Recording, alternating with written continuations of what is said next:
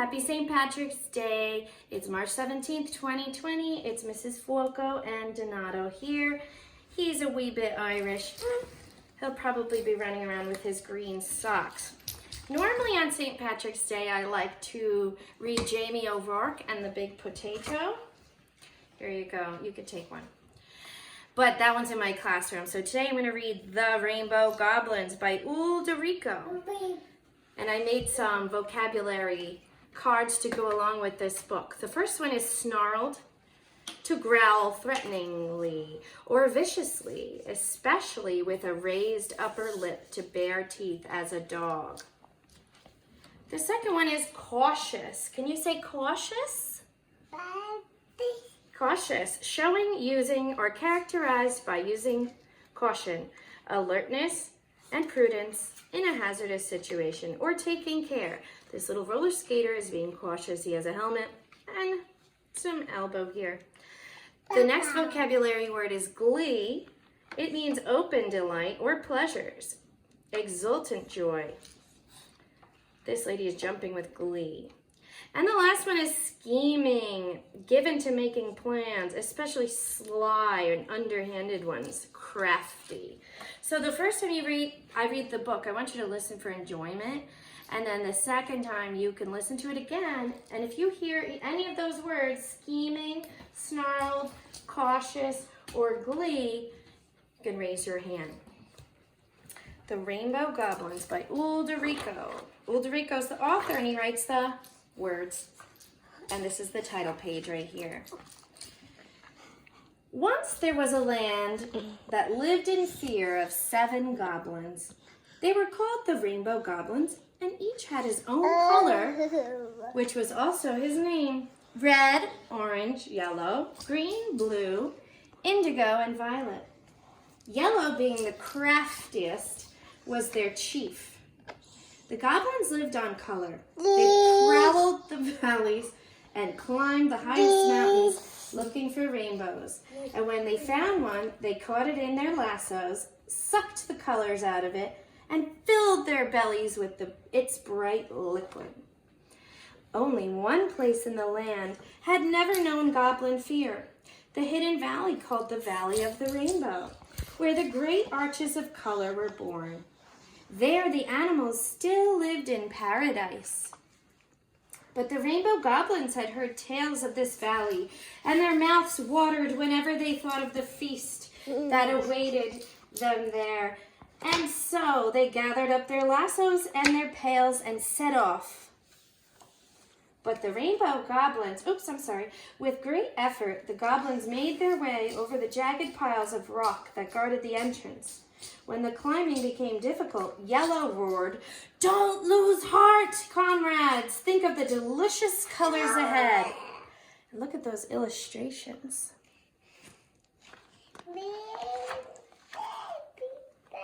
The sun had almost set by the time they reached their goal, the very meadow where the rainbow sprang to life. Immediately beneath the meadow, they found a cave. "We'll spend the night here," the Yellow Goblin commanded. When the moon rose and saw them warming themselves around the fire they had lit, it shouted out in alarm, "The Rainbow Goblins are in the valley!"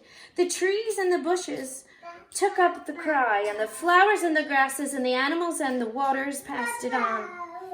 And by midnight, the evil tidings had spread throughout the valley. The goblins could hardly contain their excitement. "Soon all the colors of the rainbow will be ours," Yellow gloated. "We'll snatch it as it rises," said Green. "When the colors are still fresh and creamy." The Blue Goblin cackled. "Ha ha ha, look at the roots dangling from the walls. They're straining to hear our plans. A lot of good it will do them, or their friend, the rainbow." Finally, exhausted by their scheming, the goblins fell asleep. Outside, the moon shone on the mirror-like surface of the water, and its magical light was reflected into the cave. Then all 7 goblins had a wonderful dream. the same wonderful dream about the paradise of Rainbow Land, where all you had to do was lie on your back and open your mouth, and the most succulent colors dripped down your throat. The dream went on, and the greedy goblins drank and drank, and at dawn, just their bellies were about to burst. They were awakened by a distant clap of thunder.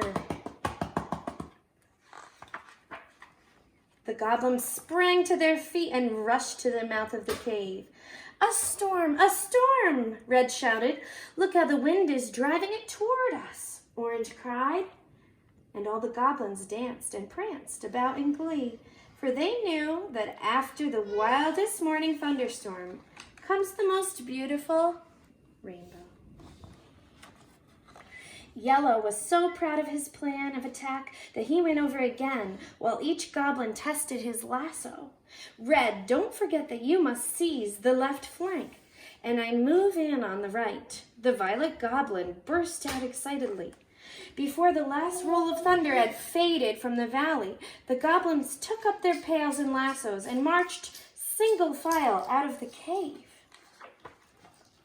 The sight that greeted them when they reached the meadow took their breath away. The rising arch of the rainbow, so rich with color and promise, almost blinded them. Trembling with excitement, Yellow finally managed to give the signal to attack.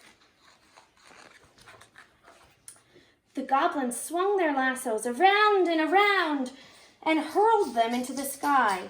But in that same instant, the rainbow vanished as if it had been swallowed up by the earth. The goblins were dumbfounded. Nothing like this had ever happened to them before. They stared up at their empty, outstretched lassos.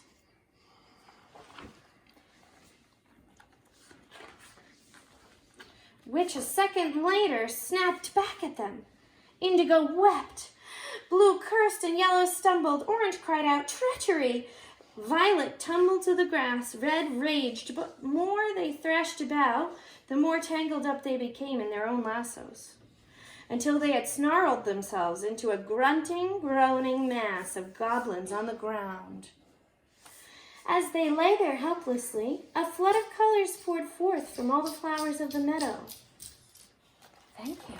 The flowers!" screamed the blue goblin. "The flowers!" He had suddenly remembered the dangling roots he had made fun of in the cave. Through their roots, the flowers had heard the goblins' plans, and they had devised a counterplan to save the rainbow. The moment the attack was launched, the flowers had drained the colors of the rainbow into their petals, and as soon as the goblins became ensnarled in their own lassos, the petals had let loose the deluge. So the goblins drowned in the colors they had come to steal, and no one in the valley wept for them. The rainbow itself was reborn more magnificently than ever.